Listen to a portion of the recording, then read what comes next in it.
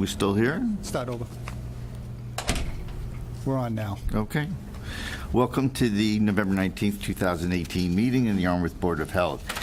First item on the agenda is public comment, but before that, perhaps we can have an introduction here. I think we have a new person in the department. Yes, well, it's exciting, and I'm pleased to announce our new secretary, Christine Slack, has been with us a couple weeks, so we're very excited. Welcome. Christine has done very well picking up all our office stuff. It's something new every day. Just as she thinks she's settling down, we show her a little bit more, but she's picked up everything, and she's doing very well in the housing area, working with Kevin and getting those applications in and looking at the Title V septic reports as they come in to make sure we got the number of bedrooms and things like that we're working on, and she's doing very well. So this is her first packet, and You look good? Yeah. You believe all those lies? yeah. Any issues about minutes, just let us know, okay? Anything, okay? Nice to have you. Okay, back to the true agenda, and that's public comment. Anyone here in the public here to come forward? No. Is there? No, no one? Okay. Let's go to the second item on the agenda, and that's the Duffy Health Center Board of Health grant. Bruce. Yes, I'd like to bring up Edie, that works with Duffy, and that we're Board of Health is partnershiping with on drug education and substance information. This is through a grant from the Board of Selectmen through the Board of Health. We've used some of that grant for Sober Socials. We've used it for YSAC on a couple events. Right. And this is the big part of the money that we're going to be using for. We have a year agreement with Duffy, and at 20 hours a week, and we have a dedicated what we're going to call a navigator coach. And you have a pamphlet here. She's going to explain more of it, but we have a designated phone line that will go right to her, and that she'll be able to follow up on people. And we're very excited about this. We are getting it out right now into the libraries. We're going to be working with both the police and fire departments. She's talked to them already, so we can talk to all their shifts. And we're working with, she'll also mention she's working with the high school. And besides having a card this size with stands that we put up, we also have it in a business card side. So if people have it, they can put it in their purse or their wallet and carry it, because you never know when they're ready for that next step. And sometimes we know it takes 3, 4, 5, 6 times to hit that road to recovery. And we're hoping at some point in time that this will be an avenue for them. Okay, just for the record, have you introduce yourself, okay, and then we can also make sure everyone knows your name for the record, for the minutes, right? Just tell us who you are. Sure. I'm Edith Sampson. Is this loud enough? Do I need to talk? You're good. Okay. Edith Sampson. My title at Duffy is the Recovery Support Navigator. So like Bruce said, half of my time is being dedicated to this work with the town of Yarmouth, which we're really excited about over there. You know, we're really kind of starting to pick up speed and starting to get balls rolling, which is good. We hit a couple hurdles along the way, but it's going well. We do have some pamphlets just in the lobbies of the police and fire departments. I'm currently waiting to be able to get into some roll calls with both of those departments so I can speak face-to-face with the officers and give them a better idea of who I am and what I do. And again, put a face to the name on the flyers. I think that people are going to be more comfortable with it when they actually meet with me and have a better idea. So I'm looking forward to that, hopefully in the next couple weeks. We have some up at the Senior Center in Yarmouth. I do work with all ages, so we have programs for substance use disorder within Duffy from ages 16 and up. So we work with almost everyone, which is great.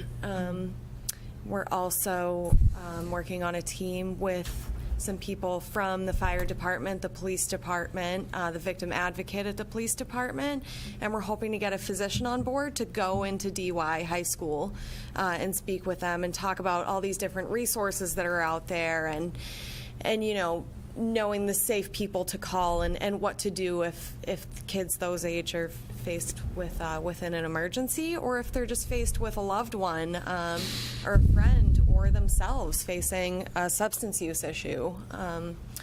So those flyers have my direct line on them at Duffy Health Center. People are welcome to call me. It doesn't have to be an addict themselves. It can be a family member, a friend, a relative, anyone, and they're welcome to reach out to me on my line, and I can help refer them wherever they need to go, whether that may be inpatient treatment like a detox, a halfway house, something like that. It could be outpatient, intensive outpatient treatment, PHP, which is partial hospitalization, any kind of day program. And it could be peer-based things. It could be, we have a drop-in recovery center right in Hyannis. We have a lot of resources out there that are just peer-based, because sometimes people don't feel comfortable with any kind of authority figure. They don't feel comfortable with a therapist, but they feel comfortable with somebody who's been through what they're going through. And that's really part of the purpose that I serve as well, is that I am in recovery, and that I do help people in a peer-based way. And I feel like I'm forgetting things, but hopefully that gives you, an idea of what I do there. And we also can connect people with internal services for Duffy, whether that's seeing somebody for medical, whether it's for behavioral health, seeing a therapist or psychiatrist. Our medication-assisted treatment program includes Suboxone or Vivitrol. So, I can absolutely get people connected with that, but I also don't want people to think that this is just a Duffy service and that we're just trying to bring people in the door for that. We're really just trying to connect people in the community with what they need, whether that's with us or anywhere else. So. You're also working with Cape Cod Hospital? Yes. So I am actually getting ready. Hopefully we'll be meeting with the social workers there. Part of my job at Duffy already is to go into the hospital and meet with anybody who's been in there for any substance use related. It could be an incident, it could be an overdose or an accident due to alcohol or anything like that. Some people go into the ER looking for detox or just looking for help with their alcoholism, and sometimes feel that they're not getting that just from an ER visit. So I follow up with those people, and I keep track of everyone who's from Yarmouth that I have worked with, even if it's just an internal Duffy referral or if it's just from the hospital. But yeah. Happy to answer any questions if you have any. So what happens now from the ER when someone goes in? Generally, if they're going in, it's an overdose, and they're being discharged. What happens now with those patients? Well, it depends. If somebody is already discharged, I try to reach them over the phone. If somebody is inpatient, I go right to the hospital myself. I walk right in and I talk with the patient and talk about, what kind of resources they want to be connected with and anything that I can help with. So the staff there knows you exist in the, yes. in the ER? Yes, Okay. yeah. I'll speak with their social worker as well. I'll speak with the nurses if I need to, if they need some kind of medical testing done. A lot of them are already Duffy patients, so it's just a matter of making sure that they're getting the health care that they need and that they're also getting the resources out in the community that they need. So. What do you need from us? Is something we can help you with as a board? I think really just spreading awareness about what we're doing at Duffy and what we're doing in partnership with you guys. I think it can be a really great service as long as people know about it. And I think that's a big part of what we're doing now is getting the word out there and just making sure that people know that this resource is available, because I think it could help a lot of people. How do you balance hours-wise? In other words, what to be doing for Yarmouth versus, you have a big job over there. I have a big job over there. I do. I make it work. I don't have a set schedule for one or the other, so nothing's so clearly defined. Good. Okay. And truthfully, I dedicate more than 20 hours to anything that I do. So it all works out.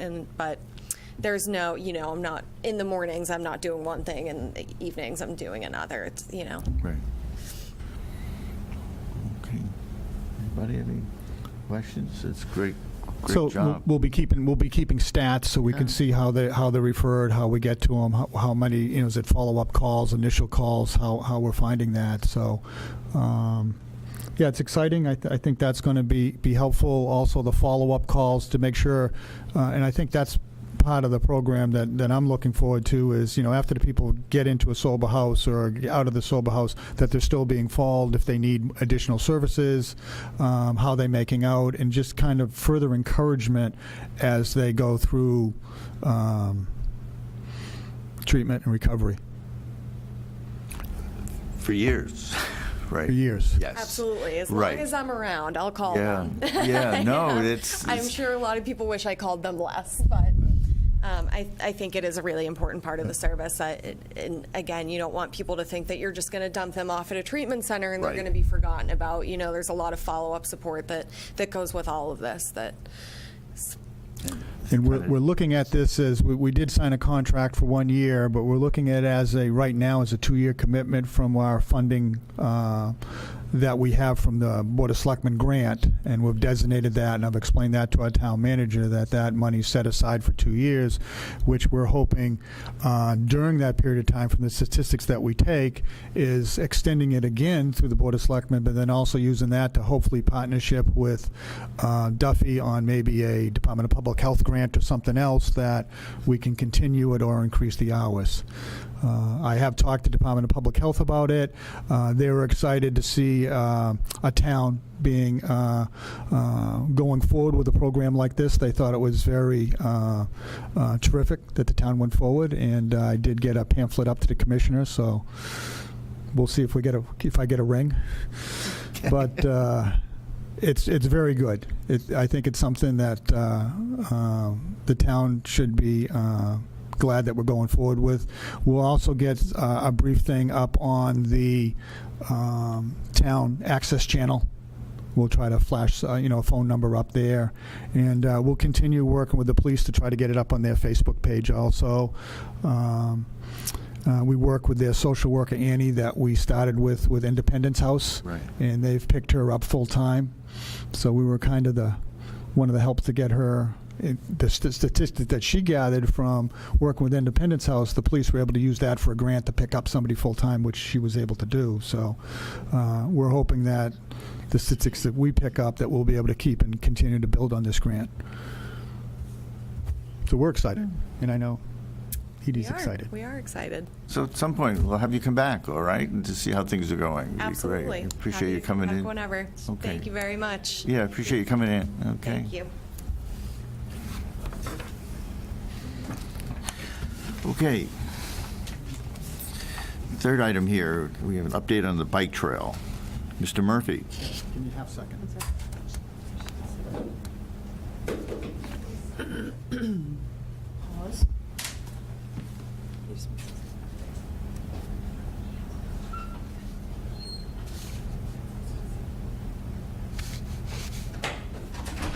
Good.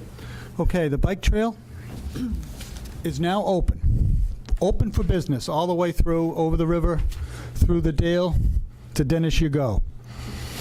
So it's been open a couple weeks. They'll have the official ribbon cutting ceremony sometime in the spring. I've told our DPW people when they know about that to let us know, because we'd like to publicize it at our meeting and tie into some of the groups that the Board of Health supports at the school through the bike and helmet program to be there, through the seniors silver spokes that they could be there, and just so that we can promote biking within town also. So Plowing it this winter? that I don't know. Well, they're not doing leaves, but Yeah. it's been pretty slippery So- out there. But it's nice. I mean, as you go on Station Ave, you can see people going back and forth on it. So it's being used, and I would recommend anybody to either bike or even go walking on it. There's a lot of walkers that can be used, and it's pretty active during the day now. And I don't know if you see them go by Oh, yeah. behind you. Oh, yeah, I got a front row seat. You got a front row seat. All right. I'll ring my bell when I go by that area. The issue I have is just, I mean, I ride on there a lot. Yeah. Is the number of people who don't wear helmets. Okay? Can we have a helmet law? Well, there is one. Okay, I don't want to be starting, I personally wouldn't want to be making regulations and laws, but there is a law in Massachusetts. If you're 16 or younger, Yeah. you need to have a helmet on. If you're a person riding the bicycle or even as a passenger on the bike. What I'm really astounded about is the number of adults you see them have their kids with them, and the parents aren't wearing a helmet. There's nothing you can do about that. Right. But my feeling is for us to think about. We could put some signage up or something. A lot of towns have signs up for a variety of things, and once again, it's a reminder. You can mention a law, whatever, that actually does exist, something about some image. There should be signs up on the trail. I haven't looked. There isn't, at least as 10 They days might not be ago. up yet. That might still be on the punch list because I did bring that up to the DPW director, and he was going to check because they're supposed to have a certain number of signs. For what? Saying what? Helmets. It will be, okay, because Helmets. I looked into it before I Yes. came over tonight, and for $30 they have aluminum signs, and pretty simple, straightforward. We might be able to get some extra signs. I mean, I think there's a minimum the state requires and type of sign, but we could look at putting additional signs. Yeah, nothing intimidating or anything. There's some signs you can see a figure on a bike that has, a helmet on, just simple line drawings. But I didn't realize there's really a law Yeah. that does exist. Yeah, yeah. So something as a reminder.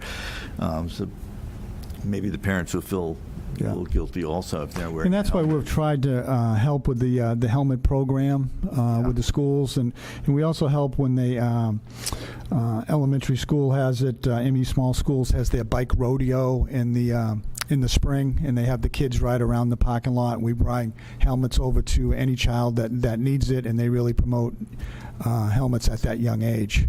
But I would also say when they're promoting, which is nice to see, probably 90% of the kids or 95% of the kids come with a helmet. The ones that we've replaced either forgot a helmet or out of size of a helmet or out of style with a helmet. They don't want to wear the Barbie helmet anymore, so we're able to transition them into a nice, pretty purple one.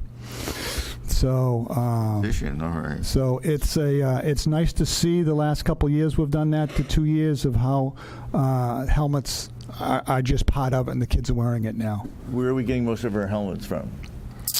Right now, we get them through a discount through Bell Helmets out of, I want to say, Minnesota somewhere. Approximately, it's a very good helmet. And it's around $10 a helmet, $9-something a helmet. That's a good price. Yes, yeah, it's less than 50%. Where we way less, and they do it through a program. We'll be working with the state when they come down and promoting this, because the state used to provide helmets on towns years ago as part of their safety program. That's kind of dried up again. So I do ask them every time I see the state rep biking transportation. I do bring that question up. So. Okay. Anybody else on the bike trail? Okay. Update on plastic bags, town bylaw. That's working very good. The town bylaw that became effective is, I would say, is working. We haven't had any complaints in the last couple months. We issued, I think I mentioned a couple warnings. That was fine. They just hadn't transitioned the bags in, but they took care of that promptly. And we have not heard of any other stores not able to use paper at all right now. So everything seems to be is working fine. That's something positive. That's Very great. positive. Yeah. Very positive. Haven't heard any feedback either way. So, all good. People are getting used to it. I think people are getting used to it now. The stores are getting used to it. I think people are over the idea of maybe they should educate and bring their cloth bag a little bit more when they get the heavy load, pick up at the Stop and store or Shaw's or somewhere. A lot of cans. You want to have a little something heavier. That would be the recommendation from the health department? Heavier bag. Heavier bags. Thank you, Mr. Heavier Murphy. bags. Great, okay. All right. Down to number 5 here on the agenda. This is an update on flavored tobacco court case, and of course is the Cumberland Farms in West Yarmouth case. Director Murphy, anything? Want me to keep right on going? Yeah, you're hot. It's good. Well, as for the board and the people at home, that Cumberland Farms West Yarmouth was selling flavored tobacco and came into the was cited by the Board of Health as a flavored violation. The board cited them, and then also Cumberland Farms took the board to court. However, the court upheld the Board of Health decision, which will be the first in the state, which will be the basis for everything. On September 27th, Honorable Judge Fishman upheld the Board of Health from the Board of Health decision of December 11th, 17. So that's exciting. I guess I'm excited about it that the Board of Health was upheld.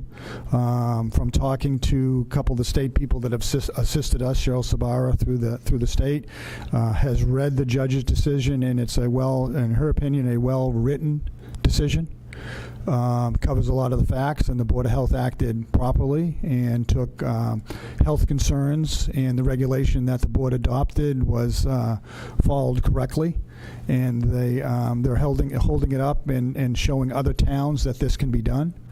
And it's on basis because there was several other towns watching what was happening in Yarmouth, and I want to say other states were watching what was being held up, and I did hear from the state people right after the judge's decision, and it was good to have. Since then, as expected, Cumberland Farms has appealed the case. They don't have to say on what grounds at this particular time. They just have to put a letter in saying that it's going to be appealed, and then they have a period of time before they have to do a final deposition for the courts. So when we hear that, we'll go forward. We kind of expected that we'd probably be going to the state Supreme Court on this. So I think Cumberland Farms has a lot to riding on this, on their flavored tobacco case. The product that Cumberland Farms was selling has still off the shelf, even though they've agreed to take it off during the appeal process and the Board of Health process from day one. So that's good news. We have spot checked them a couple times, and that's off, but they are still appealing. And I think that will be a while before we get a date, and that will be at a Boston court.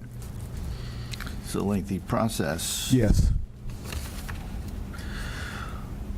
Okay. But I think there's a lot of other things just going on the tobacco front. We read about Juul in the newspaper. I don't want to cut into your thing, but that was Juul in the newspaper. The state, the National Surgeon General is looking at taking action, maybe the FDA. So I think there's a lot of pressure on Juuling and e-cigarettes and so forth, getting into the schools and to the young children. So I think that part of the flavored tobacco is you're going to see some movement on also. So it's good to be above this curve that we've been ahead thinking proactively. I think is very, very nice for the Board of Health to be doing that. Yeah, with the manufacturer backing down from the flavored nicotine products. Yeah. Juul, yeah. Yeah. So that's good. I heard that Barnstable is going to be going ahead. We're hopeful by the end of the month on age 21 and flavored also. So that will be adding to another Cape Town. There's already 3 or 4 other Cape Towns that have age 21 and flavored. So this will be helpful to get another abutting, especially in a budding town. So, yeah. And I'd also say at the Mass Association of Health Boards that they have their annual meeting for training board members. Last weekend they had a section on tobacco control, age 21 and flavored, and Yarmouth was featured about how important it is and what the board went through and the struggles of the Board of Health. And it was a PowerPoint presentation, and at least 15 or more slides showing how the Board of Health went through age 21, how the board went through flavored, how long it took for a hearing, court hearing, what the judgment was saying, and so forth. So I did hear from a person that went there and said Yarmouth was featured very positively positively in the steps it's taken against flavored tobacco and age 21. So I think the board should be commended for the steps that you've taken to get that message out to the public and also other boards across the state.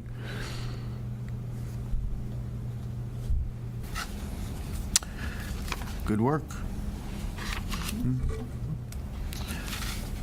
All right. Next item. This is a discussion about tobacco cap regulations.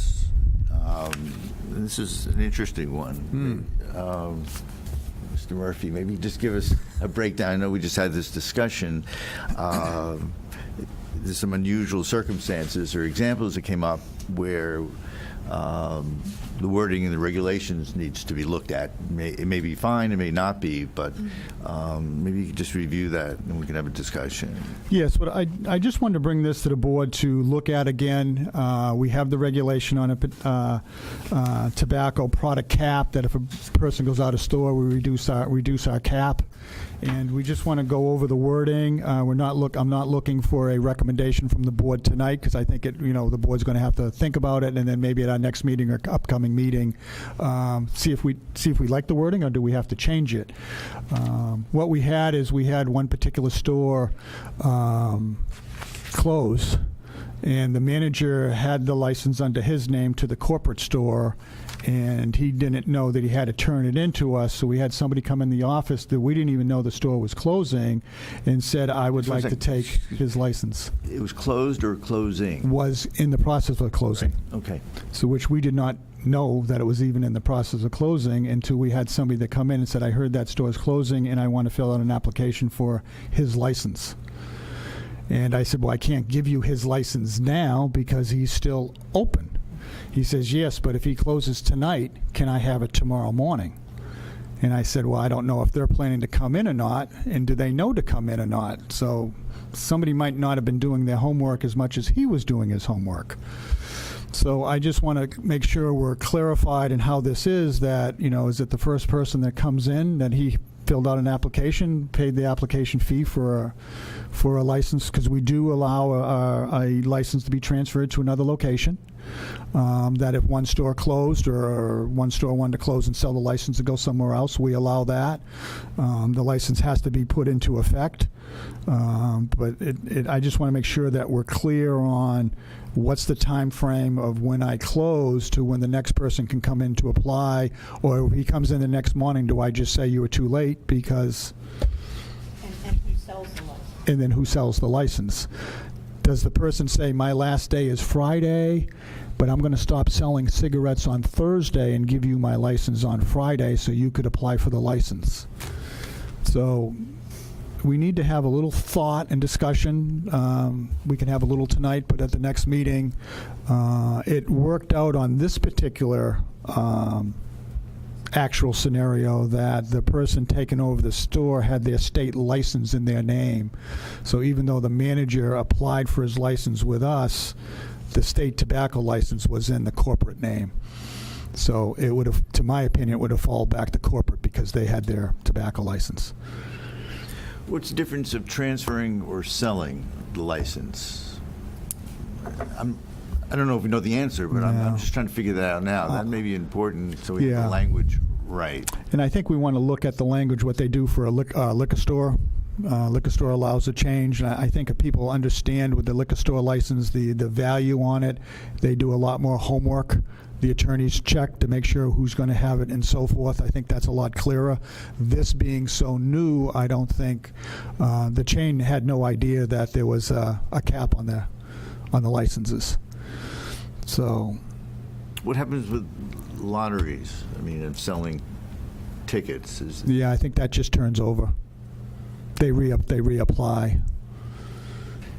And what about if a store is closing? Anyone can apply. Correct. Okay. No cap on that. Yeah. More the better. More revenue for the state.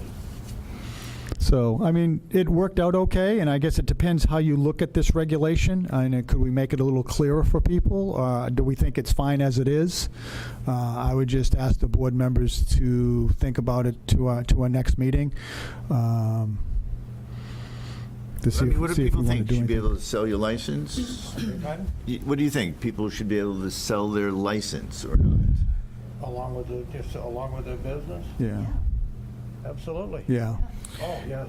yeah. Otherwise, the business may not be worth that much without, You know, there's Correct. a lot of businesses, you know. right, comes with the license. And it might be something that you're selling your business, or you're just restructuring. You've been in the business, the mom and pop business, for 30 years, and now you're just turning it over to one of your children, or one of the estates, or estate planning. Turn that over to my daughter. and, Yeah. You know, I mean, it's got all the permits, they're all still going to be there. So it's all there. So Be there. you should be there. But if all of a sudden you decide, I'm just going to sell it, not into the family, I'm just going to put it up on the market, you want to be able to hold that license and say, well, there's a value to it.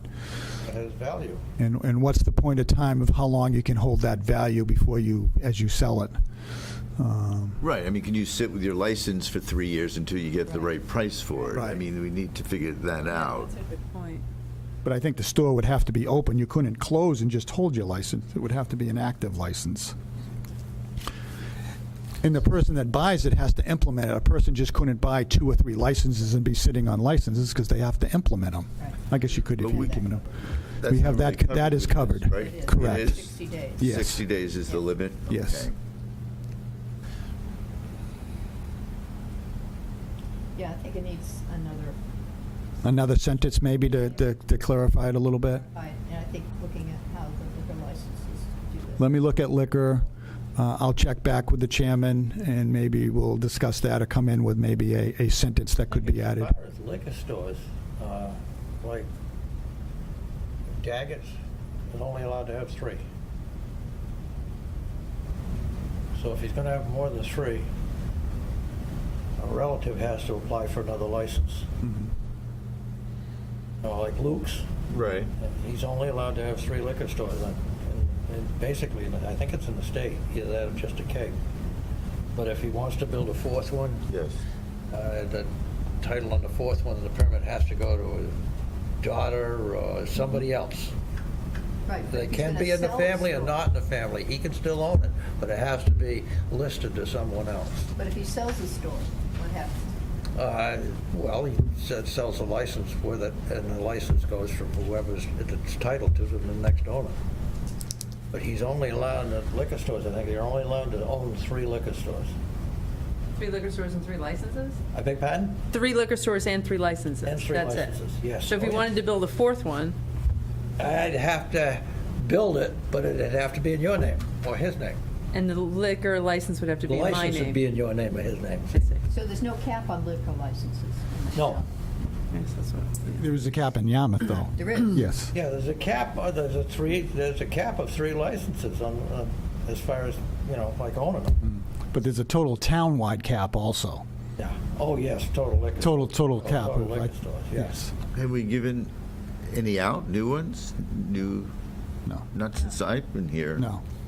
Correct. All the liquor stores have remained the same.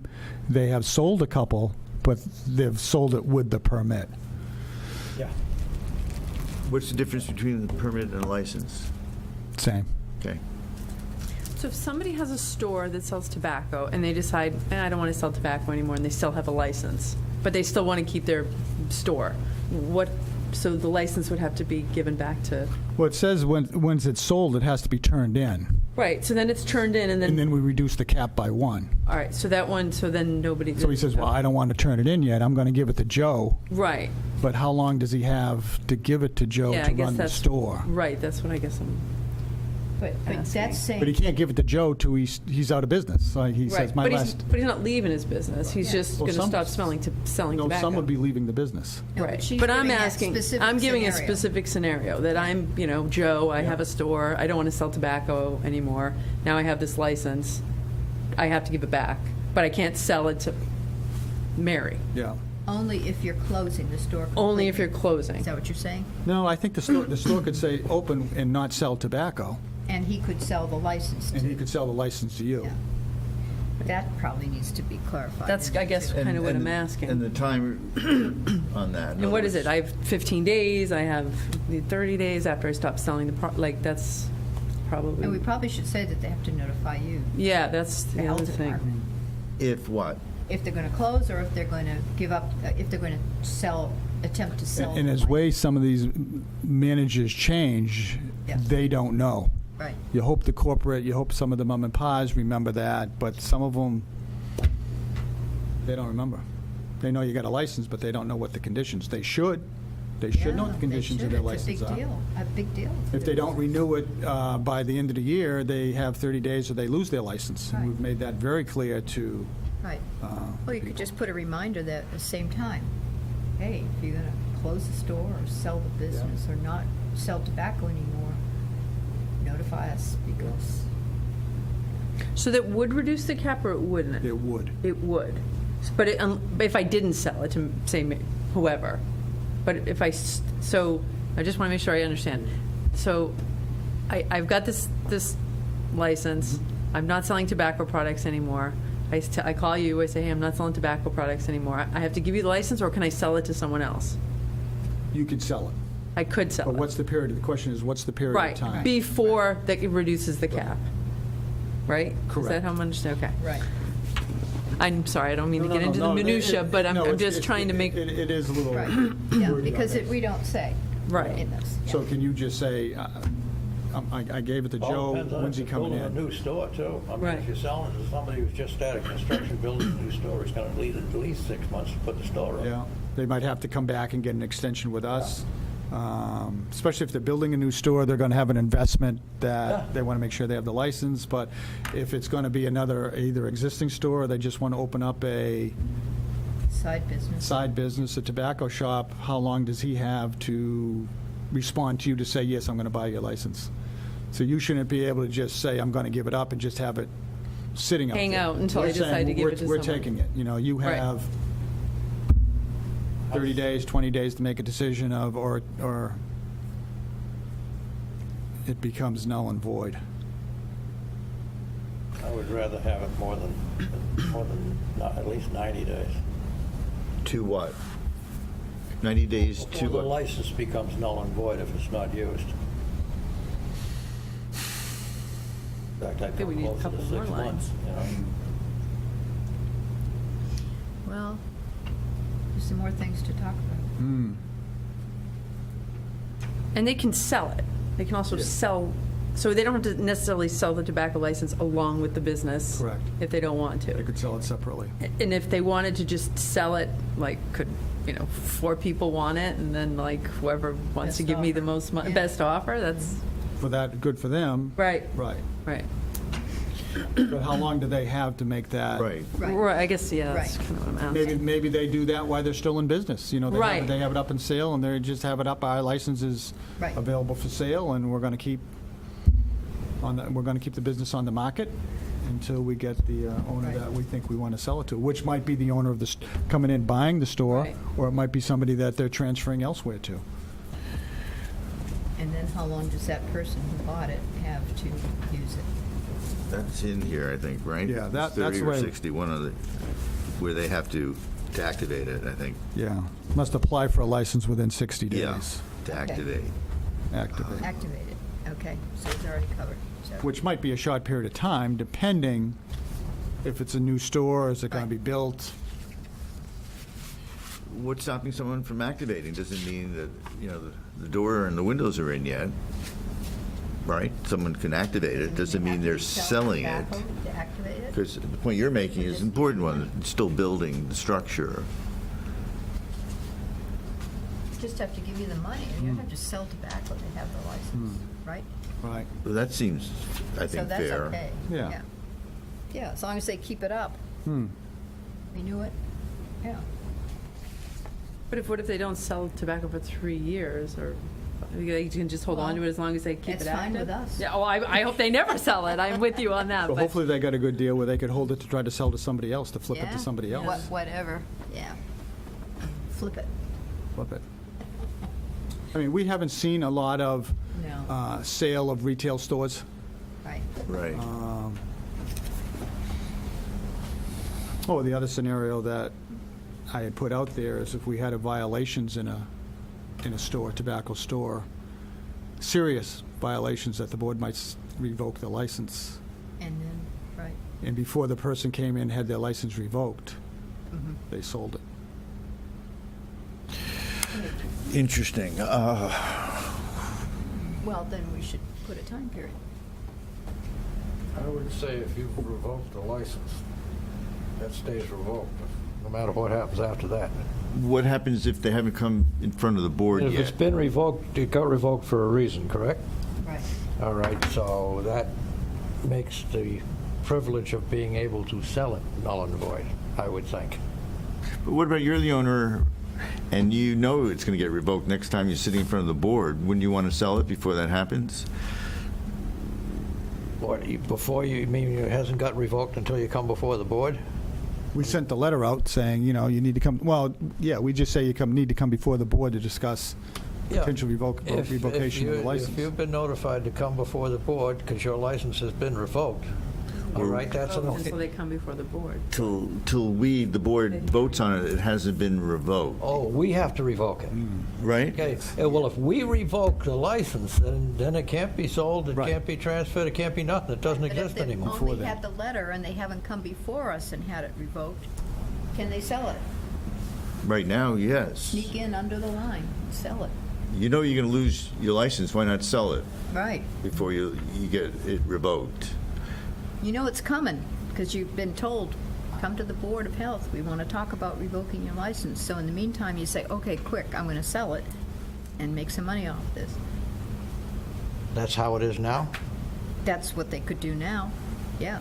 Okay.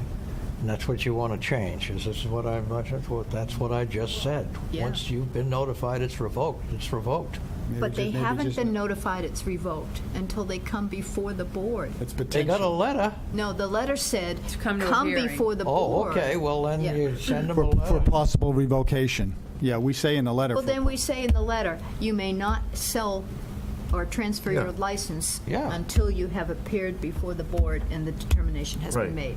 So you just say that, right? And if we have to add that? That, could add I that think to the- that's a definite one Yeah, we should sure. add on. Yeah. Yes. 100%. Yeah, I mean, this was just a scenario that the board had No, I know. 3-4 years ago. right, and it could happen. Yeah. It definitely could happen. People Oh, yeah. do those things.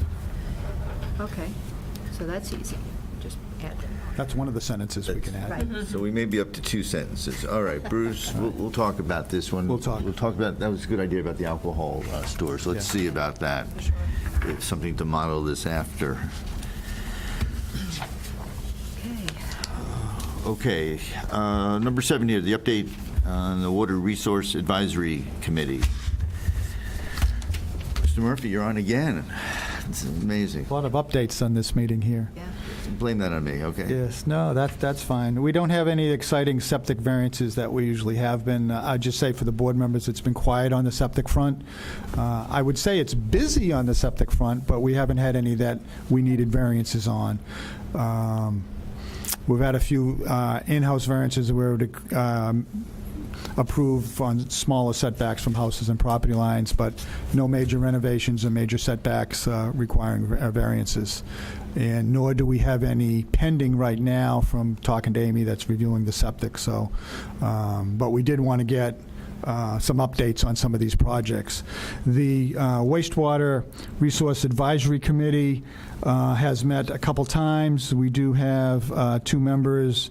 Paul O'Brien is the main member, with Charlie as the alternate if needed. It's members are made up of, members from the planning board, conservation, and the public, and they need to have a representation from the board. So, And We- Paul is, you said, yeah, I talked to Paul O'Brien, and due to health and family concerns, he's not able to continue on the Board of Health either. So we need to, decide.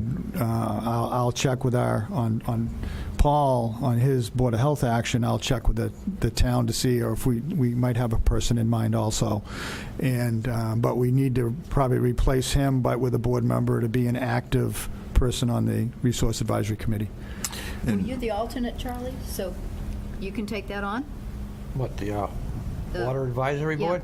No, I was told I was taking it on. Okay, great, thank you. Fantastic. Thank you. Thanks, Charlie. So that's a commitment, what, for one night a month? I got a letter in the mail said, go down to town hall and get sworn in. I went, okay. So will you be able to attend the meetings I in? didn't get to the first one. I didn't know about the second one. I just got the list right here in my hand. So it's the second Tuesday of the month? It's once a month? Second they're meeting? Tuesday of every month. So it's 6 once a p.m. month? So it's Okay. the next one. So I have a whole thick packet for you, right? I don't think you got the whole thick packet for what they've already done, so, Boy. We just got this little tiny. The next You one got is the little December tiny one. 11th. yes. December 11th, but it doesn't say where it is. Yeah, oh, We it doesn't. decided. Well, they met at the Cape Light Compact Conference Room this October 9th meeting. Probably the same place, I bet you. Where did they meet? The Cape Light Compact Conference Room, On White's Path, right next to you, I don't know. 261. Yes, you know it. Christmas tree shop. The main office. yes, 261. yes. Parking's easy there, okay? I'll walk. Walk down. So I'll give you this. This is the last packet, so you get an update of what they've talked about. Okay. Right now, the first two meetings have basically been background of where the town is going, has been with wastewater, what's going forward, and what public outreach the advisory committee needs to get out to the community to go forward with a wastewater townwide plan. So the board should also think of a alternate and maybe wait till we get a full board unless a member is anxious to go forward now. We don't know how long we're going to be looking for a board member, so Right. it's open-ended if that means. So it could be open-ended, so if somebody wants to let us know before the next meeting or at the next meeting is fine also. Okay.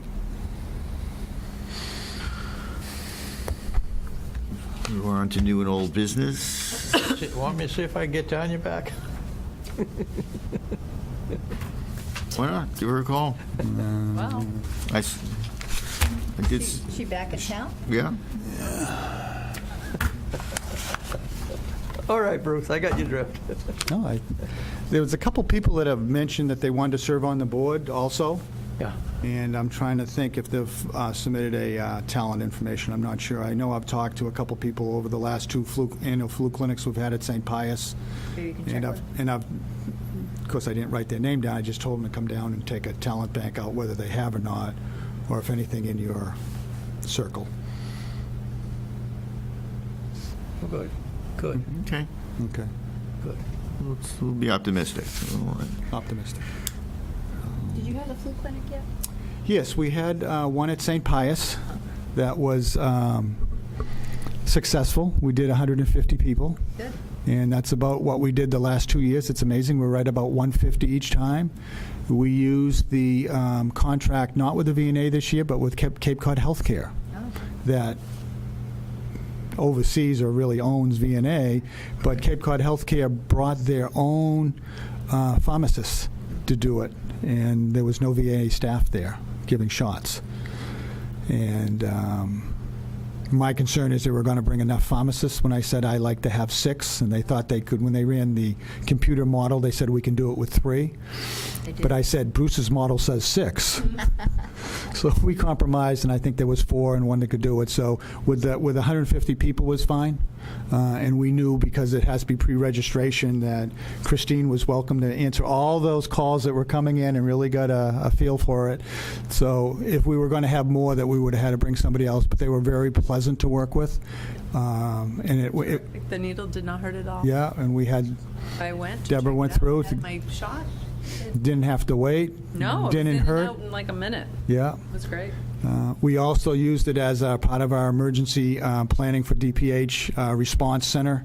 So we had representatives of police, fire, school system, the administration office check in. And if we had to do it as a regular emergency, we had that set up, and Carl at the office oversaw that also.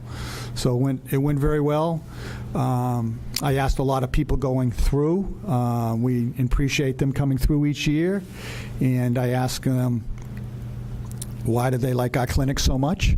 And a lot of them say they like coming here because it's very professional and they can see it. And even though it's available almost everywhere now, they enjoy coming to our clinic.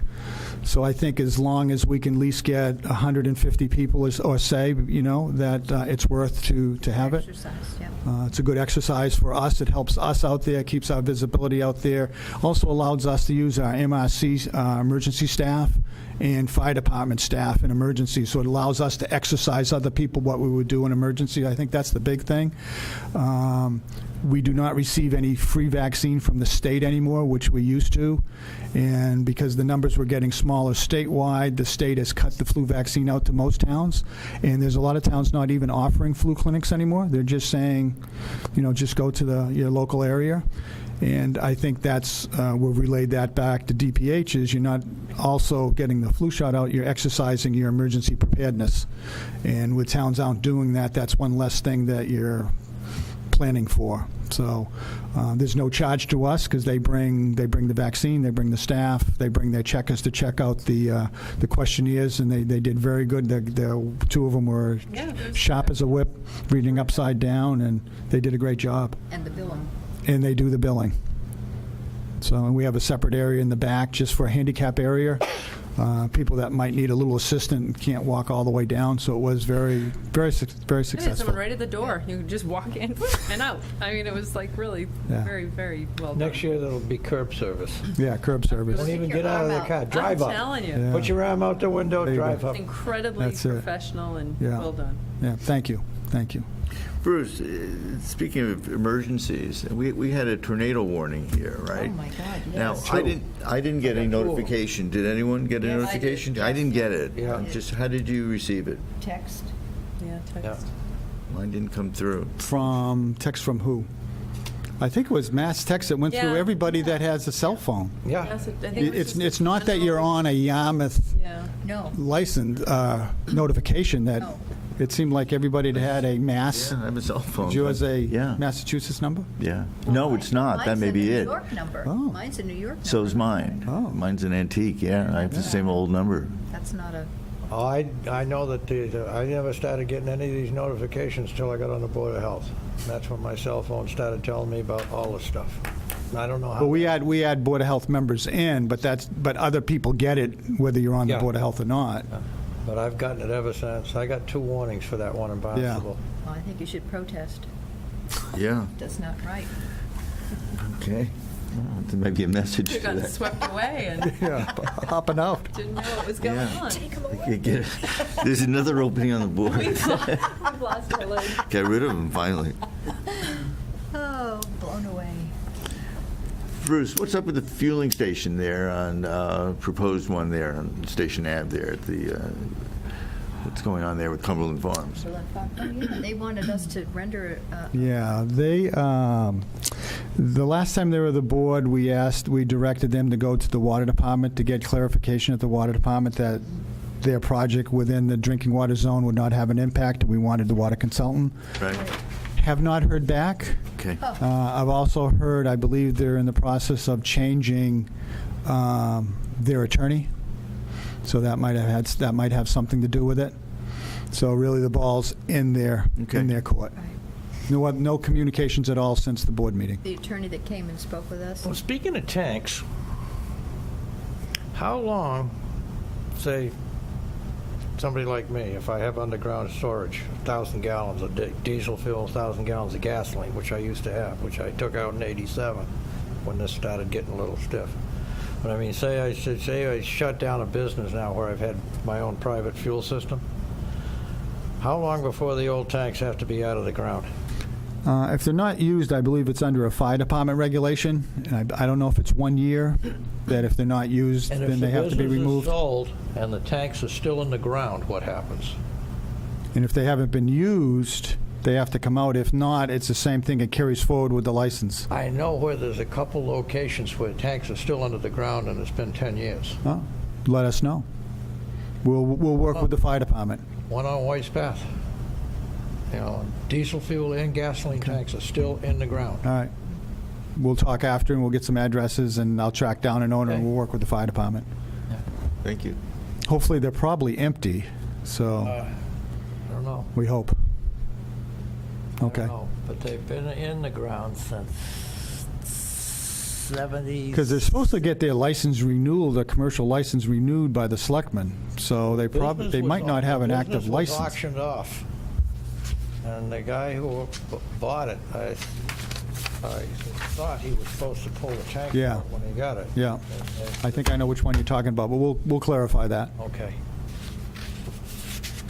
What's the status on the polystyrene food and beverage containers and I have talked. proposed ban on them? I have talked to the recycle committee who developed the plastic bag ban, and that was going to be one of their next things they put on their burner was to look at the polystyrene.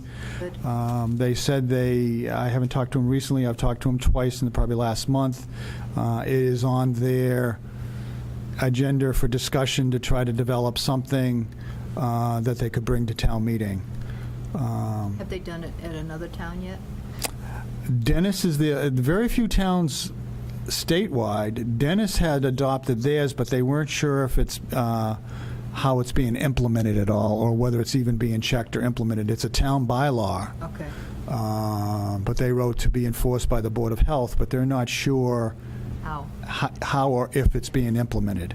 So they wanted to do some more checking. I'm still in touch with them. Same with, they were going to also look into a straw ban. So which direction they go or what time frame they work on. I think what I told them is they should prepare a similar packet that they did to the Board of Health on plastic bags. Was here's a list of towns, here's when it was implemented, here's how it was implemented, town meeting and so forth, and here's who's enforcing it, and here's the status. So they said they would start working on that, but I have not heard back from them. So I'm not quite sure exactly where it's on there. I mean, there are a few towns that have done this already. Yeah, I don't know on the Cape, though. On Chatham hasn't? Wellfleet hasn't? Yeah, I think I don't wanna I think say. we're behind on this one. I don't know. So I've mentioned that to them a month ago, and I have not received anything back on a chat. They said Carol said she knows exactly what I'm looking for because she was the one that Right. put the packet together for the board. And I said as soon as she put a draft packet together, I could meet with her, then we could go forward for further discussions. I mean, they can't make a regulation. It's got to go to a town meeting, which And I know it they- takes time, as well as giving all the businesses the opportunity to get rid of their stock. I know we've had this discussion. There's a way to bypass all that if we take this on. And it's something I think we should discuss. We can look at it. I mean, I think this one might, and that's why I want to look at the other towns. It might have more enforcement to it. So if there's more enforcement, how much time that would be on to the staff to enforce it. Right now, we don't have a lot of additional time to take on enforcement action. I just don't think it's going to be a lot of it. I mean, I think people know this is coming. In other towns, yeah, it's the health department and the police department to enforce it. But from what I've read, it really doesn't require any enforcing. I It's mean, like the plastic bag, right. really. Or Look, see if they're it's, using them or not. and there are enough regulations that are written already that are, it's not that, they don't need to be that customized. And one way to do is really restricting it to food and beverage containers. There are other issues or uses of polystyrene. A lot of the fishermen use it, right, for keeping their fish in, and so there are a lot of other uses for it, but to make it a very limited regulation, just dealing with food and drinks. So I think the board needs to discuss it, because I agree if it's going to be a lot of enforcement, no, there isn't, we don't have that, in the health department to do it. I just don't think there's a lot of need, will there be any need for enforcement? I mean, has it been a lot of work for the plastic bags? I don't think so. I think as long as you give people enough opportunity to sell what they have and use it, Right. I think that's important for the store owners. I think there are stores already on their own. And I see it when I'm taking food out. It's Doing it, yep. yeah, it's paper. It's not plastic. I'm being sent home with. Because, the folks on the committee for recycling really don't have the authority to do Well, the same Started. as, correct, they can't adopt the regulation themselves, but as same with the plastic bag, they can develop the regulation based on a model regulation. Sure. And then bring it to town meeting, which I want to say, out of the plastic bags, probably almost 90%, 95% of the towns went to, by town meeting versus Board of Health regulation. So they can develop that, they bring it to the Board of Health, they bring it to the Board of Selectmen, hold their public hearings with the Board of Selectmen and the public, and then take it forward from there if they have to do revisions, and then bring it forward. How do you see it different than us making regulation dealing with tobacco? The ones, in other words, in sense of not taking that to a town meeting, but having the health department and the board just taking care of it and getting it done? I think tobacco is more of a direct threat to your health, well-being, versus maybe polystyrene is just the cup. That's maybe more for the environment. So, I mean, you're kind of both concerns. Yeah, we're One's more affected health. by the environment. Public health is definitely. We spend a lot of time on nitrogen systems, so Something we can watch how it unfolds. it's a lot simpler than dealing with the plastic bags in sense of a ban. I mean, I'm not sure. In sense of the number of I think businesses it's going that to be more use plastic difficult. bags. Some towns, Harder, Hillary, especially with all the restaurants. yeah. Takeout, leftovers. Yeah. That's what they use. They use the plastic containers, and the ones that are biodegradable are so much more expensive. Compared to plastic bags, the number of businesses that use plastic bags, I'm surprised then. Absolutely. Yeah? Because we're really talking about restaurants is what we're, I'm talking Yeah. specifically restaurants. yeah. And you got Having the worked in restaurants. coffee cups versus paper versus are a lot hotter, so you have to put a wrap around them. Some of them, yeah, so I think you have to look at that. How will the store owners and the restaurant owners get a voice in this? When's that going to Don't know take yet. place?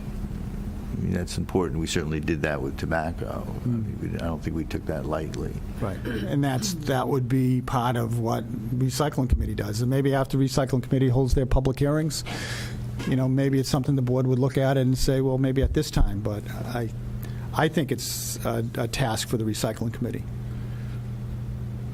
But Maybe you could get an update from them then and where they're at, because you said it was about a month ago. They're I probably- told them to keep me updated, so. Well, I know, but might have to ask them. With the holidays, maybe they're not doing anything, but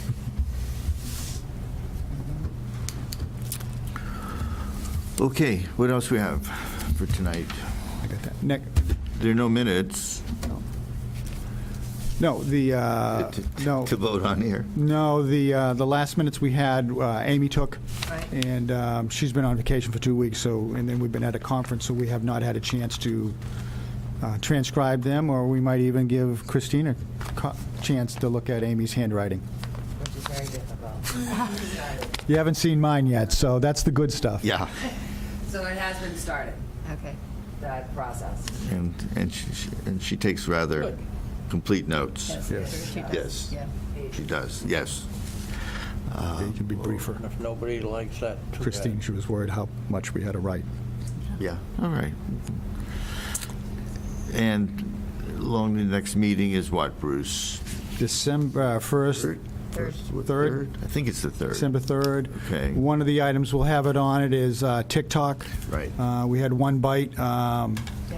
Larry from the county wasn't able to attend tonight's meeting. He's in Worcester doing a big tick symposium out there statewide.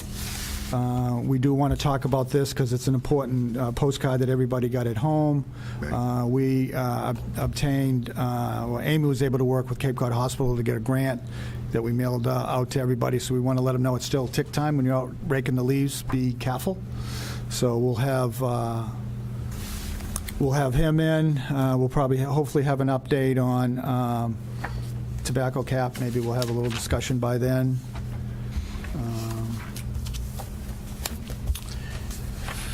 Yeah, let's talk about the alcohol license. We can do that before Yeah. next meeting, or Mary? Yeah. All right, that would be, maybe we get something done on that. I Maybe have we a have feeling a- we're going to ending up with a sentence or Right. two.